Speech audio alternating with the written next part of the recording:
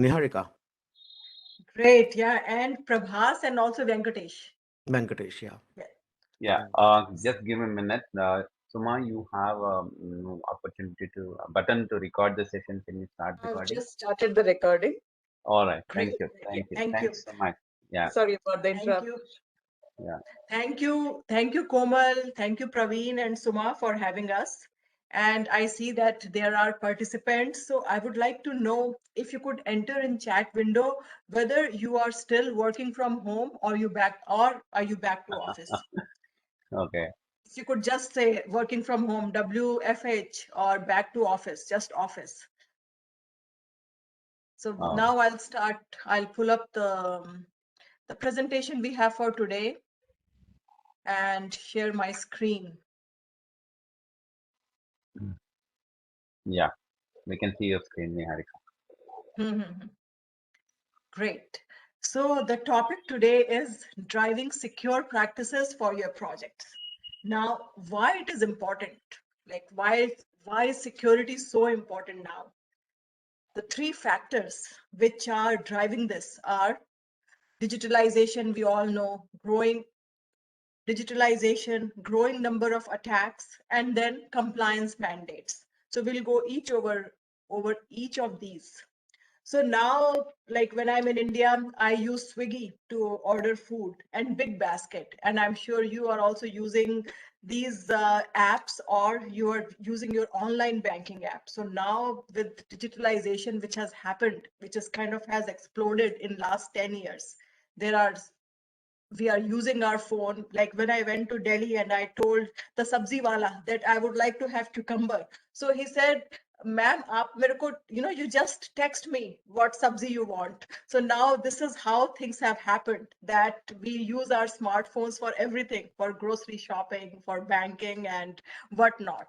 So this is some data we have, that how many mobile phone users are there in the world, then the total population, how many active social media users. We all are on social media, and during the pandemic, social media actually helped us. Facebook, Twitter, Snapchat, whichever social media platform you use, and LinkedIn, to connect with your friends, with your colleagues, and also with your friends, with your family. And again, internet is there everywhere, with 5G coming, and which has happened all over the world, and especially in India. It's internet is available to everyone in villages also, with mobile phone users. So this is how digitalization has happened. And with digitalization, now with internet and everything, this is a trend, one of the trends which is causing cybersecurity, everyone to be aware of cybersecurity, and everyone should be aware of the risks that happen when we have these devices in our hands. Especially when our kids are using the phone, we don't know, we don't know whom they are chatting with, or if their password is secure. So all these things, they have really driving the demand for cybersecurity. Second thing is number of attacks. Now, as every day there is a news about the attack, cyber attack or data breach happening somewhere in the world. So there was, as you might be aware of, the cyber attack that happened in Oil India headquarters. That just happened 2 to 3 weeks ago. That was in India. And then Ukrainian telecom company's internet service that was disrupted by a cyber attack that happened earlier this year. And then this solar winds hack, which happened in 2020, and Colonial Pipeline, and then also a Czech hospital. And these are just some of the cyber attacks. The list is really long, and it is like growing day by day. And I'm not sure, but you must have used Log4j, or your team may be using Log4j. And there was a security vulnerability which was discovered few months ago, and a patch has been released. So these are some things which are really happening in the cybersecurity world. And with this, there has been a cyber warning that has been issued by Biden, and also all the countries around the world are now really focusing on cybersecurity, making sure that they protect themselves from the attacks. So these are the attacks that have increased. And also what happened was, as I asked you, whether you are working from home or you're in the office. So when people were working from home, it's like we all, last 2 years, most of us had to start working from home. And when we are working from home, we are distracted, because it's not just that we were working from home, our kids were schooling from home. So we were like on the internet all the time and distracted. And that was the time even cyber attacks and the cyber criminals, they became very active. It's like they also had time then to hone their skills. So this has really, the attacks have really gone up in last 2 to 3 years, and this trend is not stopping. It will only go up. So the second trend, which is really causing the increase in demand of cybersecurity, is the number of attacks that are happening all over the world. And third is compliance mandates. So these are the mandates which we all have to adhere to, especially project managers have to know what mandates are there in the industry. So for example, in healthcare, people have to the companies have to comply with HIPAA, which is Health Insurance Portability Act. In Australia, there are Australian privacy principles. And then in Europe, there is GDPR. So any company which is dealing with the data that belongs to European Union citizens has to comply with GDPR. Then there was an India IT Act, which was passed in 2000. So being aware of what exactly these compliance frameworks are and which will impact your project, what regulations you have to know, and what country specific laws you have to know is very important. So again, these three factors which are causing increase in cybersecurity demand is: number one, digitalization. Number two is increase in attacks, and the number of attacks and number of attackers. Now they have different motivations to do that. It can be either ransom, or it can be just getting access to private data, personal data, sensitive data. And third is compliance mandates. So this answers the why. And again, these are top three factors. There are other factors also, but we picked these top three factors. Now, security. So this was like why you have to know security. Now, but what does security entail? And I'll have over to Sanjay Saxena to explain the fundamentals. Hi, everybody. So nice, Niharika. There are three big reasons that you have chosen why project managers have to be really proactive to implement security. Talk about security to first of all to their bosses, because bosses are always in a hurry. They want the project to be live in a bare minimum time, so they don't have either the budget or the time or or they don't allow the scope for the security. So, but security is very important, and if we don't take care of the security, then your company is going to be suffering a lot. You might lose your customers, or your own reputation is on stake if the security breach happens in your company or the product that you're building. Niharika, go to the next slide. So what is security? So about 30-40 years, if you remember, then when we used to go out of the house, we used to only lock the door and nothing else.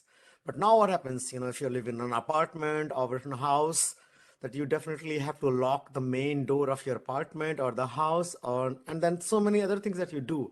You put security camera either inside or near the door so that you can always see from your cell phone whether somebody is there or not. You also have the Windows sensor. I don't know about in India how much common is that, but we do remember in New Delhi in our house we have the sensors. If somebody enters the house and if the sensors are activated, then there is a keypad. You have to enter a secret code. If you don't enter them, then the cell phone the phone goes directly to the police, and then there are consequences to the people who are entering the house without knowing the code. So a lot of layering of security happens in your house. So if we compare the same thing in the cybersecurity, then Neha, can you go to the next slide? Then, and similarly, a lot of things that you have to take care of in the product that you're building. So there are, first of all, your application that you have to take care of. The second thing is your infrastructure, and then the data in the transit. But before we come to that point, let's understand the most fundamental concept of cybersecurity, and it's called CIA triad. C stands for confidentiality, I for integrity, and A for availability. So this is the most important concept that everybody is supposed to know before entering the cybersecurity field. So let's start. What is confidentiality? Neha, can you go to the next slide? So confidentiality, I don't know what happens to me. Confidentiality is something that your data, which is confidential, should not go anywhere else. It should go only to the people that people are supposed to know. For example, if you're throwing a party, and in your party, a lot of your friends come, your guests come, but you give them access to your common area where the party happens, bathrooms, kitchen, and the hall. But you don't allow them to go to your bedroom or to the place where you have your Aadhaar card number or any information which is very confidential to you. So you take care of securing that information from the people who should not have access to. So similarly, the information data, which is the information about the patients, if it is a healthcare application, or maybe the credit card information for the people who are doing online shopping. So this kind of data, which is being handled by your application, has to be confidential and should not go in the hands of other people. So this is the definition of confidentiality. So again, I'm repeating because I spoke a lot about confidentiality. Confidentiality means the data should be available to the person or system who actually need them and not to anybody else. For example, my Aadhaar card should not be available to my friend or my colleague. It has to be confidential. And let's go to the next point, Niharika, integrity. So integrity means the data should not be altered on the transit. So here you see an example that, the Dawn, it's sending $10,000 to Ken, but there's a hacker in between, and he changed that money from 10,000 to 1,000. The hacker is sitting in between somewhere on the internet. So he changed it, and the rest of the money, 9,000, he got in his own account. So what happened? The data changed. That means integrity of the data is changed. So it's the responsibility of your team as a project manager that they handle the data such a way in the transit that it's not altered by anybody in between. That is your hacker. So that's integrity of the data. Another example, if I give you, suppose you are in a hospital, and from the hospital, the doctor prescribed a medicine, and you're supposed to take 100 milligram of the medication, and some hacker, just for the sake of it, for the fun, changed that data, changed that 100 milligram to 1000 milligram. And think about that. What happens if that medicine is taken by the patient? He may die. If that happens, there will be a lot of fines will be levied to the hospital and to the people who develop that application, that consulting company or whoever they are. Not only that, then you start losing the patients. So there is a lot of loss of business, lot of customers, a lot of your reputation. So integrity has to be maintained. And how do we do that? We actually have something called cryptography, and that your security architecture will know how to do that. You, as a project manager, you're not supposed to know how this cryptography work. You only have to know that there are some action items, some tasks that have to be taken care of, and you have to put them in your project plan, and that's it. So integrity is about handling the data such a way that it cannot be changed by somebody else other than the who are supposed to be changing it. Next slide. The third point of the CIA, and the most fundamental security concepts, is availability. So when I say availability, that means your system has to be available all the time. For example, if you are taking an appointment from the doctor and you have a cell phone in your hand and you go to the app and you know that the app is not responding, it's hung up, or if you're on the website, then you're getting the error 404 or system error, application cannot be loaded, and it might be a serious case, if for the patient. Also, for the doctors who are really waiting for the appointment and the appointment has to be changed or something else should happen. So availability of the system is very important.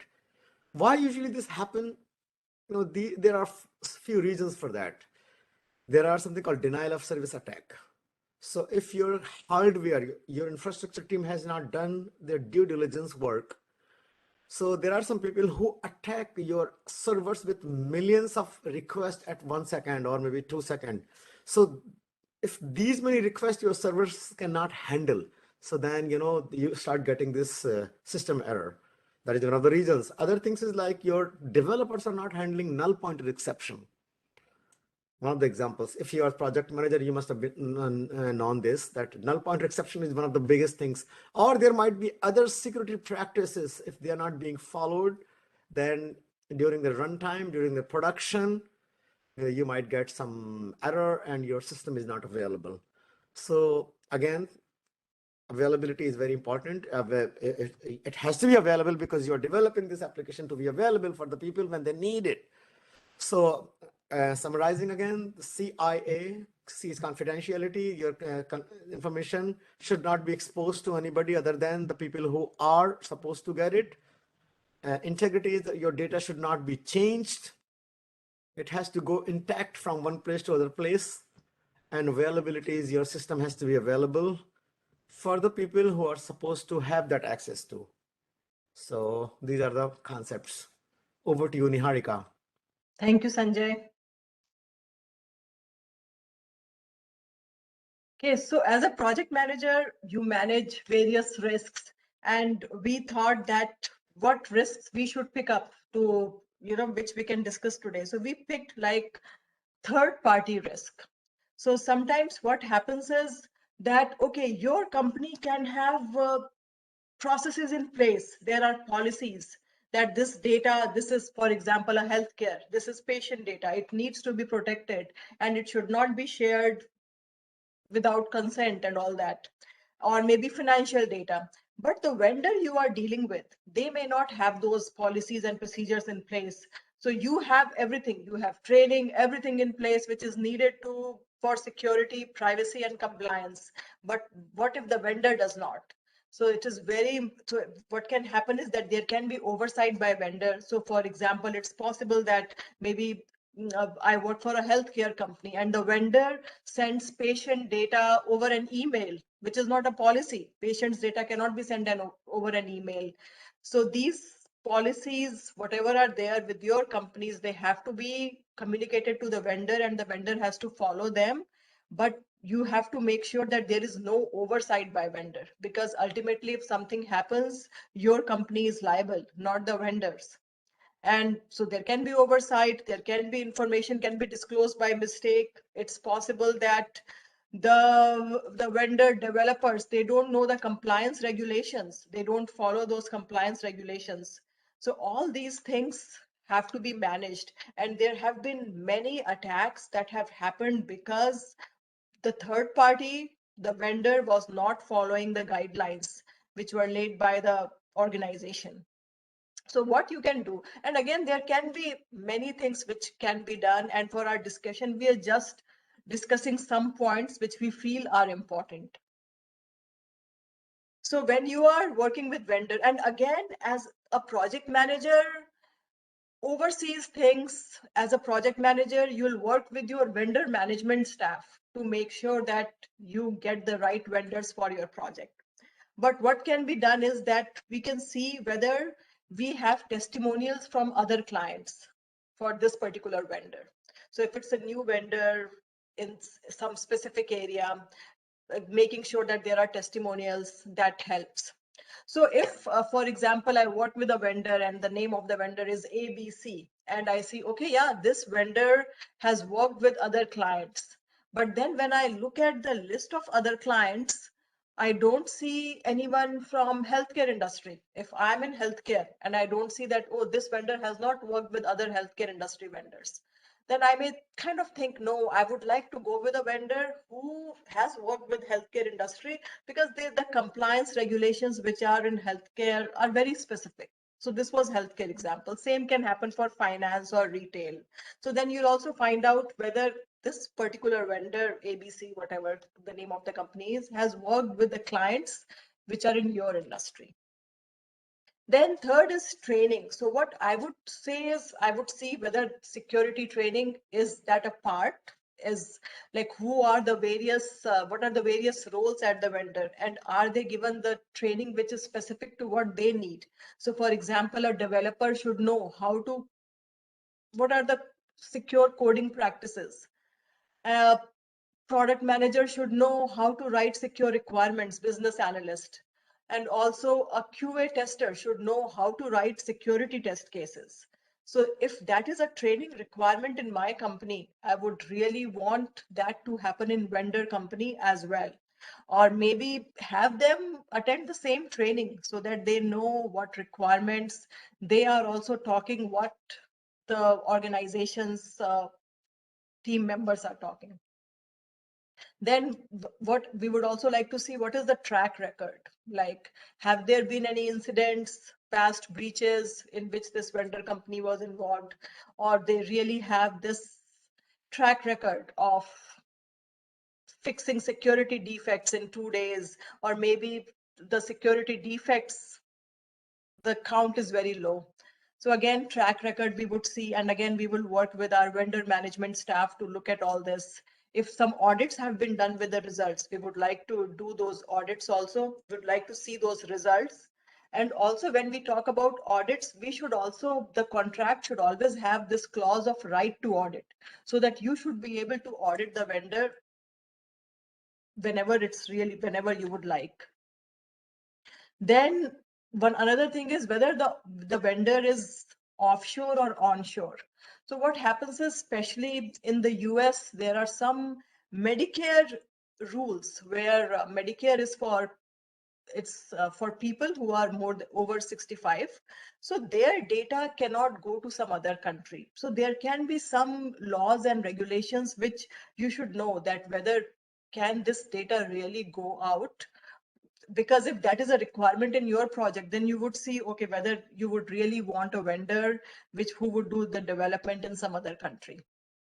Again, whether the next thing is whether the vendor is on site or off site. So if the vendor is on site, yeah, you can see if they are following the practices, if they are locking their computer when they leave their workstation and all that.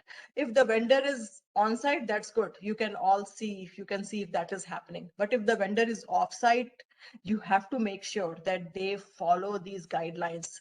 So for example, if you are working for example, if the developer of the vendor is working on project, say for company ABC, and then that data should not be visible to another developer who is working on some other company. So it's important to make sure that they are using a secure area where the data is not shared or not shown to people who are not authorized. It's only available, seen to people who are authorized to see that data or who are working on that project. Then compliance with regulations. We really have to see whether if my company has to comply with PCI DSS, which is for credit card information, we have to make sure that the vendor has experience with that. Then also some certifications are needed, which we have to make sure that the certifications needed, which is mandated by my organization, the vendor has those certifications. And also another thing to see is whether they are using the tools and technologies which are needed.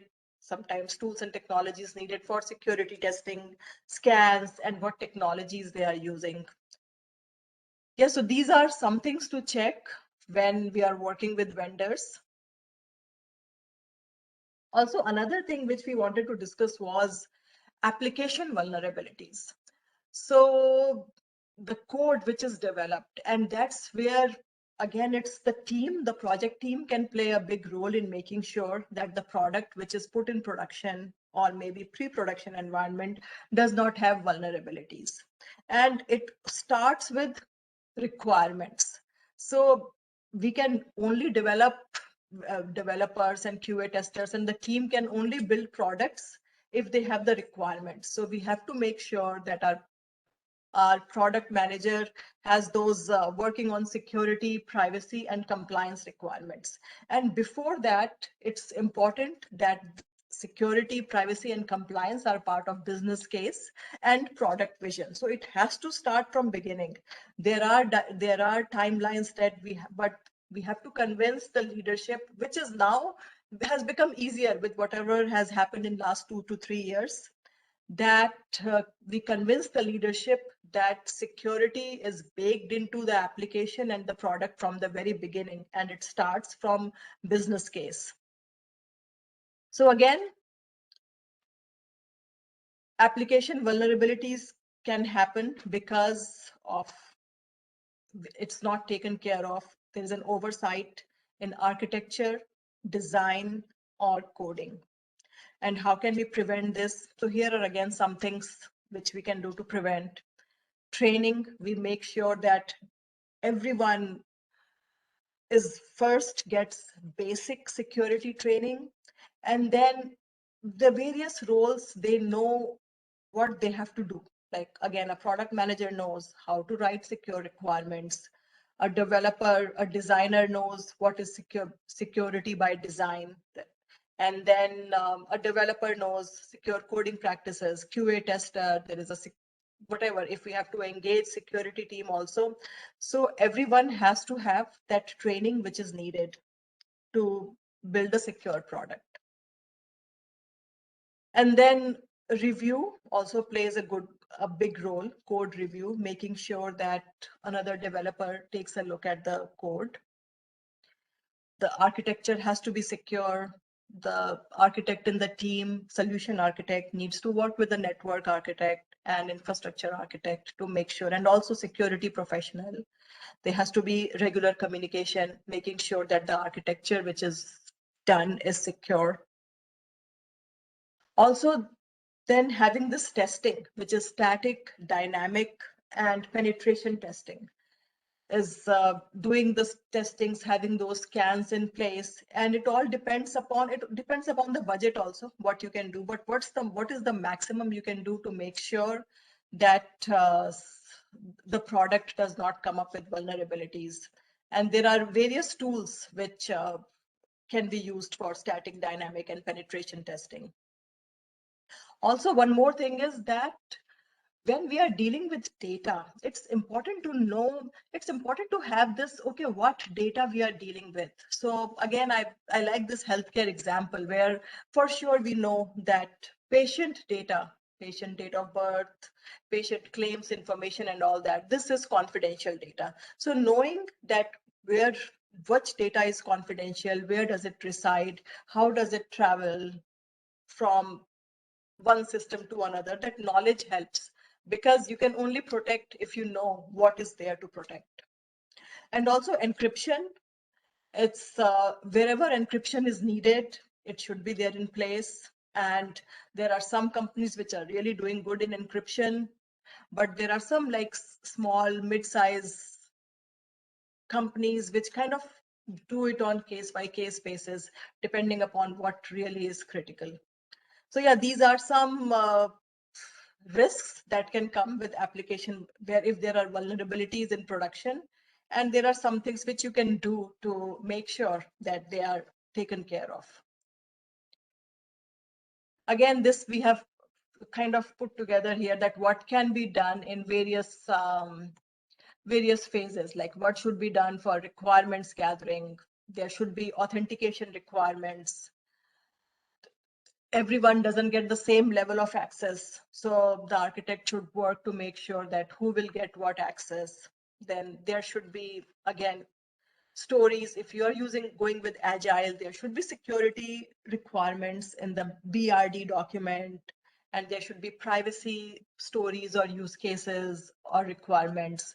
So again, everything then what should be done in architecture and design, what should be done in development, security sensitive code review, if there is peer code review, and also there is some modules which should be reviewed by the security team if needed. There should be scanning in place, and then when it comes to testing, there is manual QA testing, there is static testing, dynamic testing. And one more interesting thing is software composition analysis, which kind of also scans the third-party code. Also, if you have some open source, for example, like Log4j or any other open source software. And again, when it comes to deployment, we need to make sure that we work with the infrastructure and network team to make sure that there is patching in place, there are monitoring tools, there are updates as and when needed. So these are some like of very snapshot of summary of what should be done. Sanjay, would you like to add something here? Yeah, I would say software development life cycle starts with the requirements gathering, and then the project manager has to really chip in right from the requirement gathering. They have to first make a good friendship between the product manager and the security analyst or security professionals. So that's the first thing they should be doing. And then they should be having the task in their project plan for every phase of for the requirements gathering, for the architecture and design. They are not supposed to know architecture because they are not the technical people. They are into 90% of the time, project managers are communicating, right? So how will they have time to learn everything? The only thing that they have to know is understand the basic concepts of security, so that when they are in the meetings, they understand and they note down enough stuff so that they can include that in the project plan. So that's what I would like to mention. Niharika? Yeah, so yeah, again, it's again, they don't have to know everything, but they have to know that these are the things which are required. And now things have changed. 10 years ago, things were different, but now things have changed. Now it is like cybersecurity has become everyone's job, and a project manager playing such a key role can really play their part in securing the products. So top level organization is changing now. So CEO used to be responsible for the business only, and there used to be another department called CIO, or maybe just Chief Digital Officer.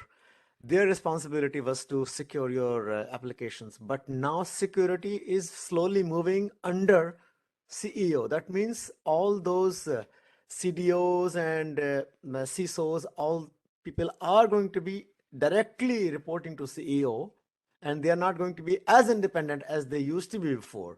So when the responsibilities of CEO, that means it goes to your VPs, your directors, and the project managers and the developers.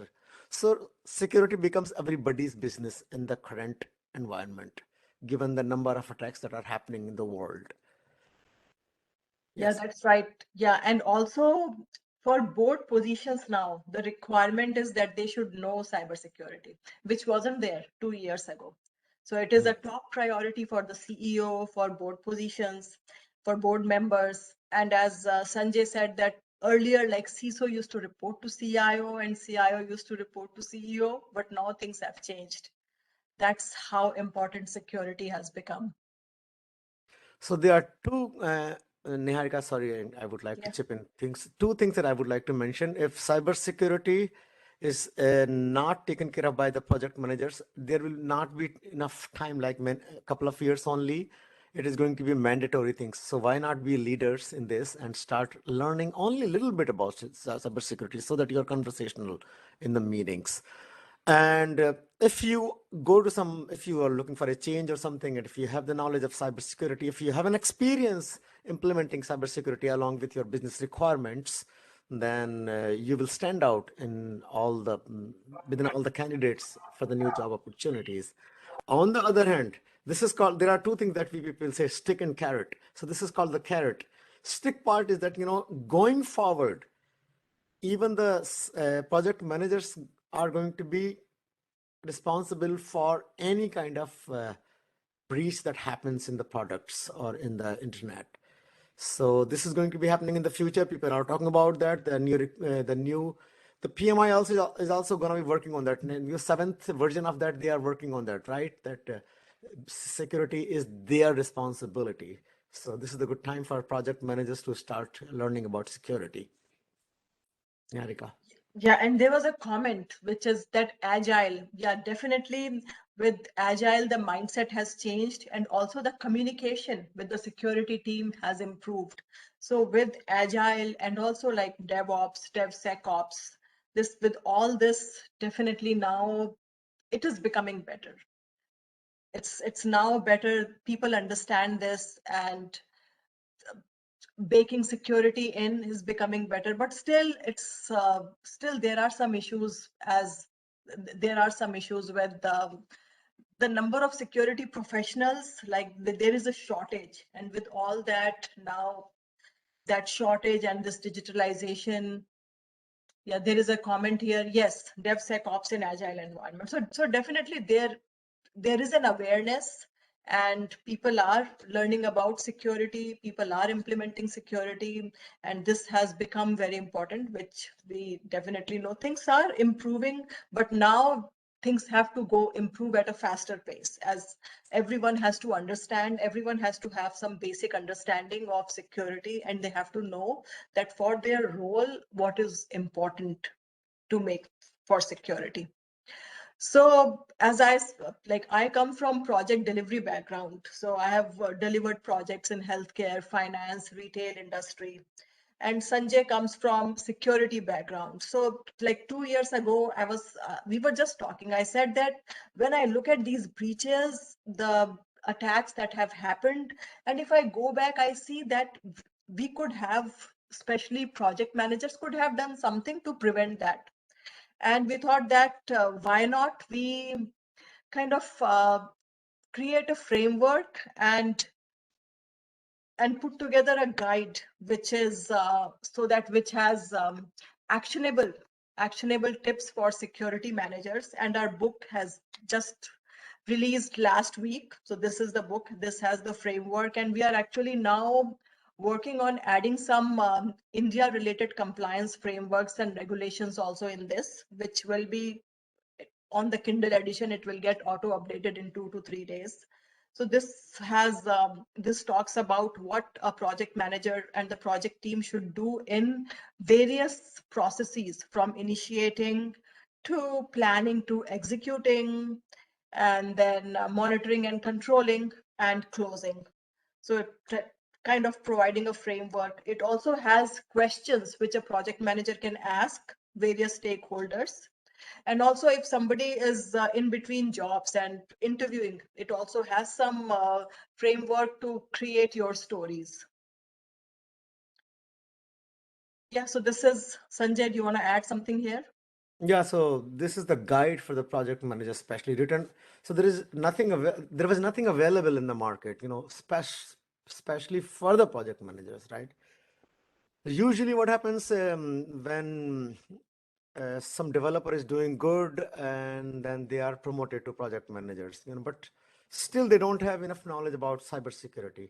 And then most of the time what happens, people are PMPs and they are non-technical people, project managers. At one point you were like that, Niharika, right? And then it was very difficult to focus on cybersecurity. If you go on Google or YouTube, there is a plethora of information available and you don't know which one to read, which one to follow along. And they become very difficult at one point of time. But in this book, we have made so many diagrams, made it so interesting. And at the end of the book, we have given direct questions. These are the questions go and ask to developers, or maybe your bosses, or the clients, or the architects, or the product managers. So a direct list of questions is there available in this book. But we're not trying to sell this book. I'm just saying, if you guys attended this, if you want those questions, we'll give it to you for free. You don't have to really buy the book, because our intention is not to promote the book here. But there was nothing available, and we have done this, and that's why we are a little bit more conversant about this topic. And Niharika, this PPT is going to be available for everyone here anyway, right? Yes. Yeah, it will be available. We'll share this PPT. Yeah. And again, if you want anything from the book, we can send it to you. We can email it to you. I mean, email to the PMIPCC events, and they will give it to you. Sure. Okay.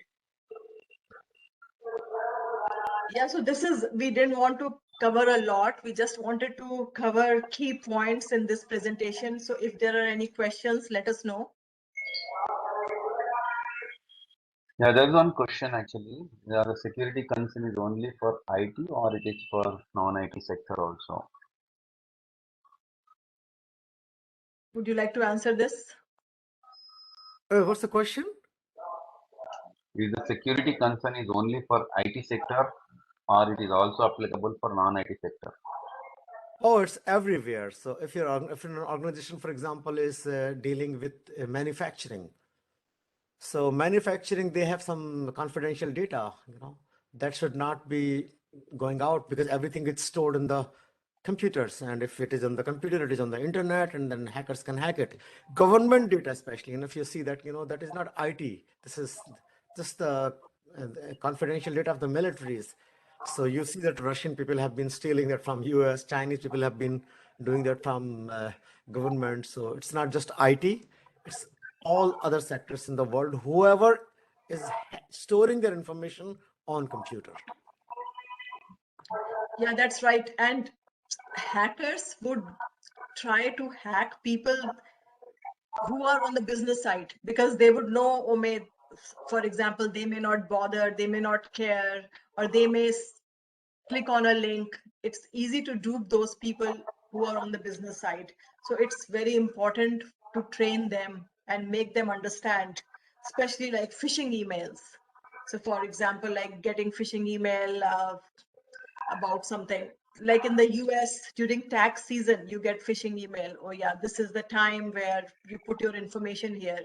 So it's important to train the business professionals so that they don't fall prey to it because they have access to organization sensitive information. So I would say cybersecurity is now everyone's job. I am Shiva here. Excellent topic and totally uncharted territory covered very nice by both of you. Explained in a way that is very easy to consume. Thanks a lot. Yeah, I had a couple of points to just complement, to supplement more than what you have covered. I think you have exhaustively covered and enough for this forum. Just thought of sharing a couple of more points. Shall I? Sure. 100%. Yeah, based on experience, right, within the team, I come from an IT background. So we've seen like modes of communication, though the organization says, don't use personal emails, social media like WhatsApp for sharing information about critical customer data. The trainings people attend, but they still share. I think this is also somewhere like, the project managers can, because they are close to the executing people, isn't it? So that is something. And second thing is also the device to be used, the personal device, which is not encrypted according to the organization. I'm using of that because in your an encrypted device, the data is stored in encrypted ways so that only with your login it can be taken out. Otherwise, nobody can decrypt so easily in our office laptops or devices. And exactly as Niharika just now showed, talked about phishing, right? We get emails from banks, saying that is SBI, is the, I think almost everybody would have got, I guess, saying that your credit card or debit card is blocked, so please provide your details so that we can unblock your thing. And people fall for it. So similar things happen for other, it may happen for business also. And lastly, this is sharing of passwords is very prevalent in many places. Somehow people don't realize they should not be sharing password, that to specifically the person who has more access and access at a next level, say the manager or project manager sharing passwords just to say okay, you can approve, I'm giving only to you, but then the whole floor has the password the next day. Right? That is something like, no, it is not ethical also as per PMI or certifications, but I've seen in the past people are doing that. Okay, yeah, that's all I had. Thank you. Yeah, Shiva, Thank you for sharing. I'm adding to this. First of all, wonderful points that you added, So, we are talking about something called cryptocurrency now, Bitcoin. About 7-8 days ago, what happened?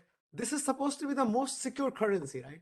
But still, I'm adding one more thing before I say still, that encryption is at the highest level. You have to have your wallet, which is very secure. But these kind of things, that you get an email saying, can you go to your wallet as you are going to lose some money? I'm calling from the support of Bitcoin, for example. And people, get into that. They don't understand this can be a fake. And some people ended up losing money that way. So it happens. These are the things, social engineering it's called, right? Social engineering especially has to be part of the training. Whenever somebody joins any organization where the cybersecurity can be an issue, the training is the number one thing that they have to really do it. So yeah, I'm adding to that point only, Shiva, and they were good points. Yeah, thank you, Shiva. Thank you. And Sanjay, you were saying about when somebody joins. I think now when kids are born, they should be getting this training because they have a phone in their hand when they are 3 or 4 year old.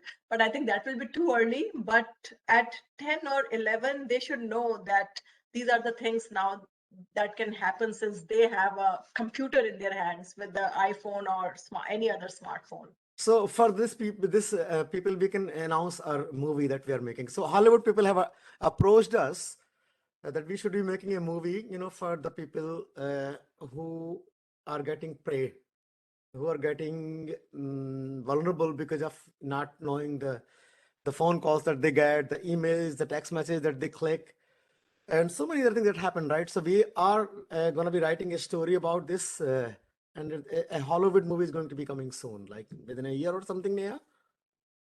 Yeah. Yeah, as we speak, just got one more point. Like we see that in the current last 2-3 years, we have seen a large amount of churn in the teams. Like people jumping jobs within 6 months to 2 years. So by the time they understand the processes of a particular project and then start delivering, they move out. So they would have left something which is not so secure. And the next person comes and because we know in the Agile framework, like the technical debt clearance is the last thing. Not so much importance is given, right? So people work on the current delivery, but that may also have a lot of impact is what I'm thinking. Right. Thanks. Time crunch always, and that's the reason for all these vulnerabilities. Agree, Yeah, Shiva? we have some comments in chat window. You would like to take up them? How do I see? Neha, can you see? Okay. Okay. There's one point. Is some certification like CISA, CISM, CISSP, etc. available for PMs? So there is the CISM is for those people who are going to be at the very top level. CISM is like, if you are going to be really managing the whole organization's security. But there is a certificate called ELCC that Neha has recently done. ELCC, what's the full form of that, Neha? You want to talk about that? Yeah, so this is actually in pilot phase, and this is from ISC Square. This is entry level cybersecurity certification. So it is good to get basics for cybersecurity. And if you go to ISC Square, you'll see this ELCC. And then if you really want to go next level, then I would recommend CISM. Okay. But I still don't Socially, recommend that. That's a lot of things to do in CISM, right? Start with ELCC. Yeah, start with ELCC. Yeah. so guys, like as Vinay is saying, you can type in all your questions in Q&A. Vinay can help us with reading the questions and taking the answers. So everyone can type in their questions in Q&A section. Yeah, so I saw some comments. Yeah, there is phishing, there is smishing. which is smishing, which happens with texts, and then there is wishing, which is voice calls, which we get so many every day. Yeah, the So I'm same looking at the Raman is saying comments. something. Yeah, fear is the key, right? That's exactly. Yeah. Training is the key. Yeah. Awareness. Yeah, awareness is the key. And awareness comes from Creating training. panic in victims' first step is the hacker setup. That's right. Yeah, they would like to create panic. Yeah. Yep. So when these COVID vaccines, when COVID vaccination was going on, and when some people like above 70 only had access to COVID, everyone was getting email that if you don't get vaccinated, you will lose out. And they were not even eligible to get vaccination. But these were phishing emails, which everyone was getting, no, regardless of what the age was. So it's again, to be aware of this, that this can be a fake spam email. It's to be aware of this phishing, smishing, wishing, all that which is happening now. Okay, we have one question from Srinivasan Sundaram. Is there any good books to read other than the book you have suggested above on the cyber security aspect? So this book with cybersecurity for project managers, what we have done is we have here put information which is relevant for project managers. So we kind of referred various books, and also with PMI, we tried to put together something which is relevant. But if you're asking about some other books, what I would say that if you really do ELCC, their course material is good for getting started with basics. Yeah, our book is available in India. Okay. We have another question. So we are getting emails from various fake fraud agencies on pre-approved loans, etc. So how to prevent such junk spam emails? Which security software is good for mobile and laptop? There are a good number of apps which inject virus and hack it. So how to identify such apps? That's a big question. Yeah, no. Actually, it's a good question. It depends upon every country, right? The app stores are different at different places. So we in US we have a software called, I forgot that name, but we will get back to you with the name of the software, the app that you have to install. And what they do proactively is that they know what kind of phones. If you're getting a phone call from, that might be a fake call. So they tell you it's a spam call there itself.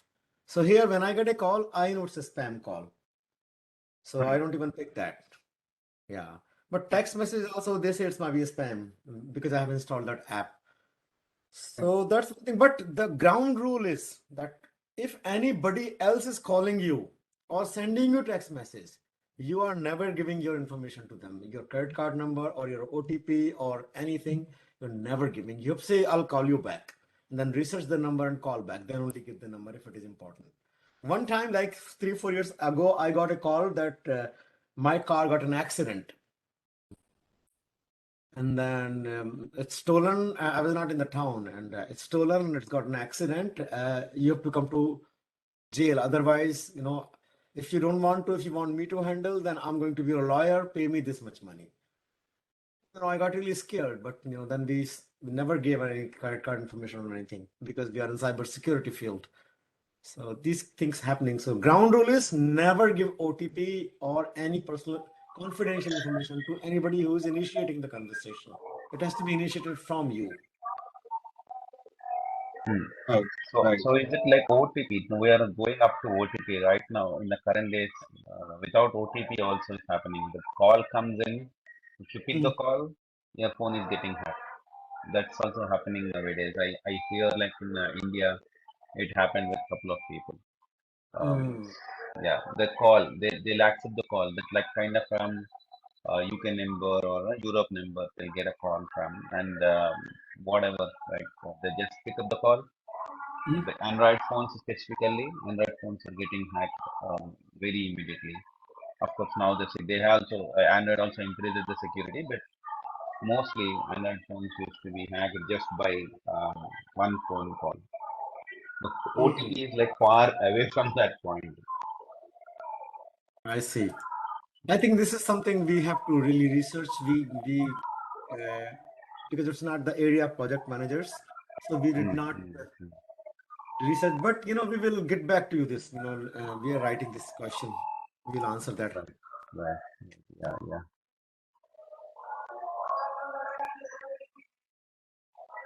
Yeah. Any other question? Anything else? We Anybody? have one Question. more question, but that takes some time to read on, but let's give a try. Okay, so in today's scenario, smartphone is becoming a virtual remote for most of the actions we perform via apps. Is embracing technology making us vulnerable for susceptible for attack? IMO data is required for improving business as well as occupying the space in the market faster than the competition.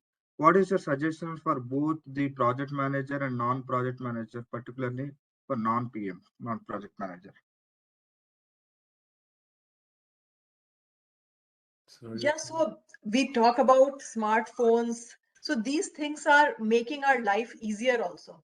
So earlier, like 10 years ago, I had no way to contact my doctor. Now, if say somebody 70-year-old, he is sick and he cannot go to doctor every time. But now there is a video call possible and doctor can be contacted anytime.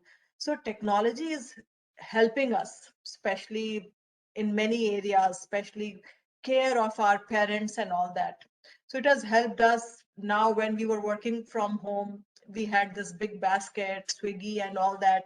So we got food home. It saved time. So digitalization has really helped. But then what has really happened is that the attack surface has increased. And what we have to understand is we have to know that what are the threats that have come. So now we have to know. I mean, I would say digitalization is good. It has helped. Now the onus is on us to understand what are the new threats and how can we protect ourselves. So this is my answer. Sanjay, do you want to add something here? it depends upon the app also. So which app is collecting what data? So you can control that. They say that this app wants to use your phone. It wants to, sorry, not phone. It wants to use your camera, or they will be correct. Always there is something when you install the application, some pop-ups come, right? Other than that, there is something in their what's that called? The small words that they write, terms and conditions, right? There also they say which data they will be collecting from you. And I don't mind giving my name and my phone number to people, but giving my Aadhaar card, it's definitely a problem. Especially if you are having Android and if you say it's always listening to you also, right? If always listening. For example, I give you an example that I was talking to um, Niharika about, that we have to buy this thing or that thing, TV, suppose, for example. And when I sat on my computer, there was TV ads. So your phone is always listening to you also. So a lot of data is going anyway, but it should not be the sensitive data, which is your private data, your PII data should not be going to them. For example, OTP or, your OTP is far away. Your Aadhaar card number, sensitive information has to be avoided. Otherwise, it's not possible. WhatsApp is free. Why? Because they are gathering the data, everything from us. And that is being used by Facebook, and that data is being sold to Google also. So information definitely is being picked up. It's being collected from you Yeah, in your here. WhatsApp. If you're sending your social security number or your other card number, then it's a problem. Should not be. Right. And awareness training is very important now. It's very important for anyone who is using phone. Like in the organizations, people have to definitely know, but now anyone who is using a phone has to be aware of all this. Okay, we are about 1 hour and 5 minutes. How long is that, Shiva? It's Praveen, it's 90 minutes. 90 minutes. Yeah, we have It doesn't have to be some 90 minutes. time. No, Yeah, we can take some more questions, or if there is any other information that you would like to share, we can also continue further sharing any other additional information.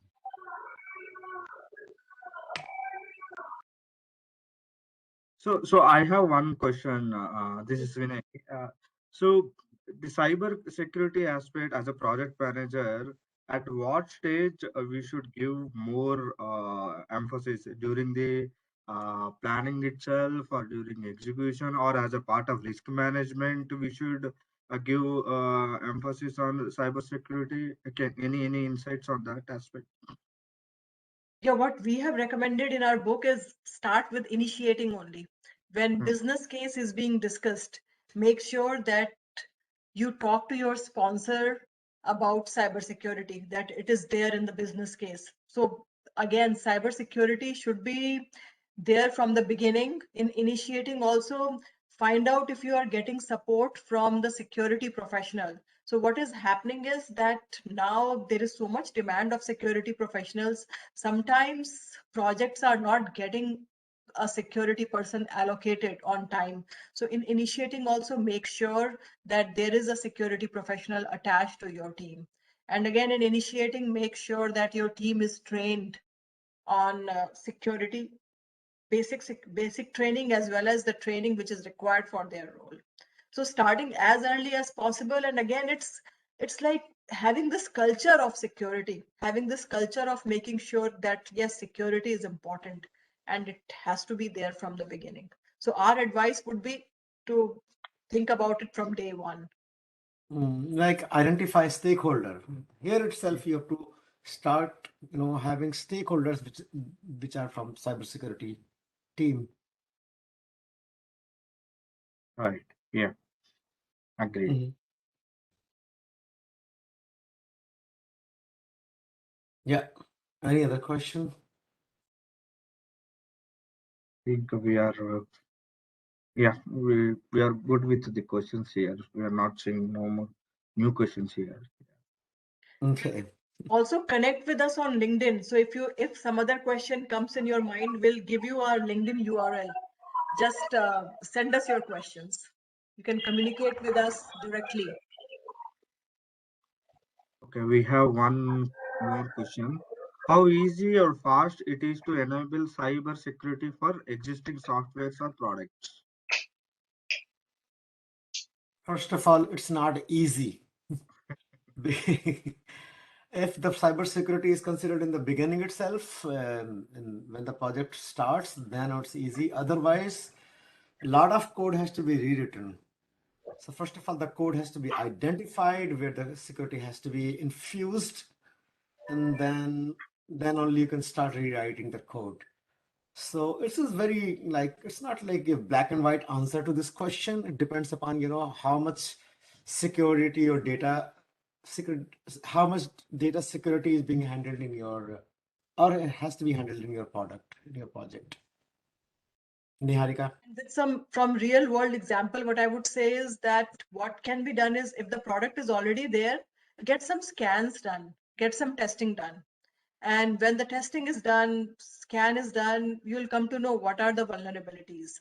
Then look at those vulnerabilities, prioritize them, and start fixing. So that would be the way to start: getting an assessment done, getting a scan done, and making sure what all vulnerabilities are there, and then fixing them one by one, prioritizing them.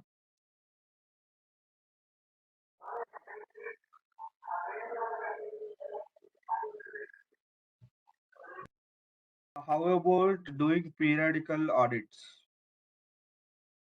Yeah, that is important. Doing audits is important. Periodical audits and seeing what are the results of those audits. Again, this is good friendship with the security team helps. Yeah, the project manager should have, like, depending upon how frequently security people can do the audit, the more the better, should be done. So, that way we don't waste time fixing those things later on. So I would say once in 2 weeks, or if you are agile, then um, every cycle you have to have a security test done. Right. For those particular modules which you are developing. Yeah, but there is one more question before this. Yeah. How important is WACT reports for an application or IT product? Vulnerability assessment, right? Again, once you get, if you already have a product there in place, or if it's a third party product, or if it's a product which you have customized, looking at what vulnerabilities are there, having some discussion with the security professional. And again, these are important because that report is showing what vulnerabilities are there in the product which is there in production. So now it's time to look at those, and again, we cannot fix all.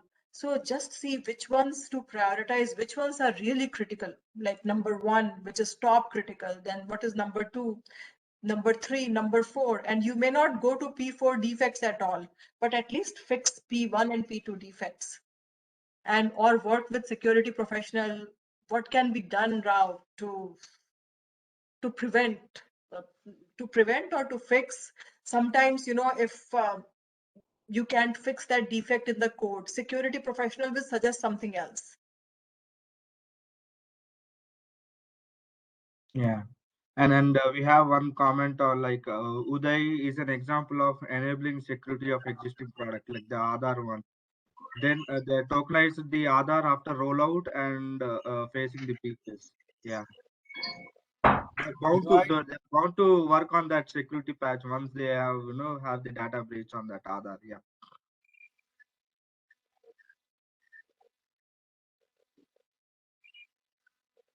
Yeah, I think in the current companies there are a lot of trainings that are happening on OWASP, right? Open source tools, right? They are Yeah. like open web application security project. There are like different levels of training. And to give an example, our organization where I'm working currently, every year there's a mandatory training on this for each and every employee of the organization. The one-time training for everyone. Whatever is the delta from the previous year to the new year, or new security aspects they are bringing in. So the company is mandating, they're paying for the employees to the organization, and the training is mandated for every employee in my organization. And So that's OWASP, right? You said yeah, OWASP yeah, for developers. yes, OWASP for developers. Right. It's not only for developers, actually for automation engineers also, automation test engineers or DevOps engineers, everybody, they have mandated it. Even engineering managers have to understand what exactly it is. Technological manager and everybody. So that is like bringing a lot of security. And to add on top of that, for every release that we do, we have 45 scan analysis, which identifies any kind of vulnerabilities there. Black Duck, Black Duck scan, Swisslog scan. Swisslog scan has got newly introduced for all SaaS-based offerings that our organization is doing, offering to the customers. And to understand the communication part, we are also doing the burp scanning. So these are like multiple layers of scanning that every product has to undergo before it is available for the customer. And the SaaS-based products that are coming into the market now, the security, as you said, really, the attacking model has increased much, and they're attacking in various different ways. So it's a mandatory step for our organization to do the training on the open source tools. And the next one is like all scans before we sign off the product to the customer. Right. Yeah.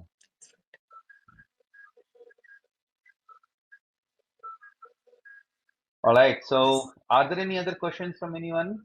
I know it's very interesting topic, and we can talk hours together on this. Like everyone has their own examples to discuss on. If you just sit on one example can lead to another example, and many other examples will come. There's one question. There is one comment actually. So There are some agencies that send the alerts. Ramana, we did not get actually. What is this? and I've also put my LinkedIn URL. If you have any questions after that, let us know. And also there was one point which we said was that sometimes what happens in agile is that some new requirements comes in. So we have to make sure that end of every sprint, the security professional knows that, okay, this is the deliverable that needs to be reviewed. So we have that cadence with the security professional.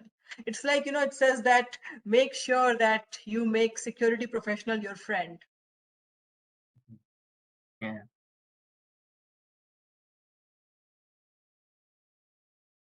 Okay. If there are no other questions, yeah, let me bring in. So Okay. Sanjay, why not you put your LinkedIn URL also in the chat? It Yeah. was great session. We had a great time interacting, talking to you. Yes. So to send any feedback or any comments on the session or what other sections that you would like to hear from PMI PCC, please post all your questions or any kind of feedback on the session by just clicking this link or doing a scan on this particular code. You will be able to direct it to a LinkedIn post that was shared to create the social media posting. So where you can share your feedback or the questions. I'm sure Niharika and Sanjay will also scan through the questions and answer them because you also have their credentials in the chat window. Either you can directly question them or you can put your questions addressing them in the post here. Then you will I know I'll make sure that all your questions and feedbacks will going to be addressed as soon as possible. So I'm Very just nice. keeping this particular QR code for a couple of minutes. If you guys have take your phone, scan through it, and post your feedback and questions on this. For easy thing, if you are not able to scan through, I'm also going to post that in our comment section. Sorry, your chat window. This particular link, you can just click on that and then share your feedback there. I'm I just already waiting for. started my posting on that, your PMI PCC. So I scanned that and I just initiated Wow. commenting. Yeah. Yeah. Wow. Thank you so much. Yeah. So things are becoming more smart. Yeah. All So right. you guys are doing wonderful job, by the way. I saw you, everybody, the whole team of 5 people that I can see here, PMI PCC events, and you guys are doing wonderful job for the community, and this is totally for free and everything. So we really appreciate you guys. If and in the future also, if you happen to be in Hyderabad, we'll come and meet you guys in person also. Sure. And because of ticket, I'll be coming to Hyderabad anyway. Oh, yeah. Okay. Do contact us, the LinkedIn or through via Komal, you can contact us and we'll have a face-to-face meeting soon. Yeah. Yeah. Yeah. Great. All right. So next, I'm actually moving on to the next one. This is the final part where the team is looking at the PD information for all the credential holders. Yeah, we just can note down. I'm going to stay on this slide for some time. Please make sure that like you note the code properly and claim your PDUs. The PDU code is active now. Immediately after the session or during the session, you can submit your PDUs and then claim them. Oh, I So also you'll got the PDU then. I'm also PMP by the way. yeah, obviously you'll get more actually. This is what participants and you can like have one more video saying that you delivered a session for 1 hour. So that's a Okay. self-claim you can do. Okay, I'll use this code then. Yeah. Mhm. All right. Right. All right. Thank you.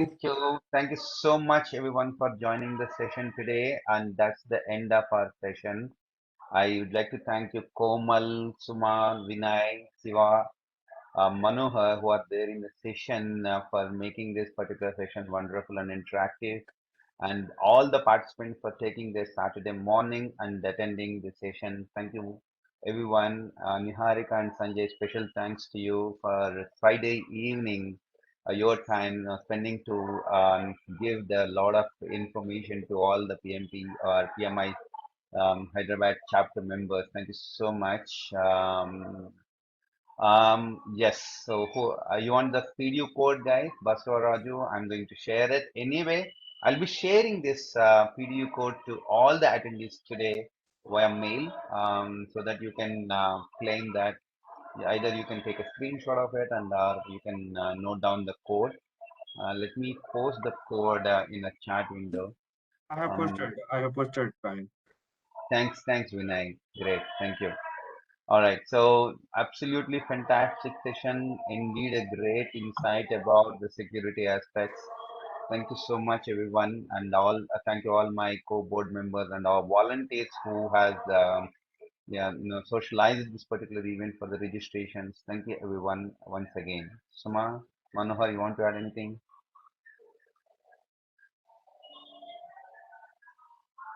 I did add in the chat window as well, an absolutely fantastic session.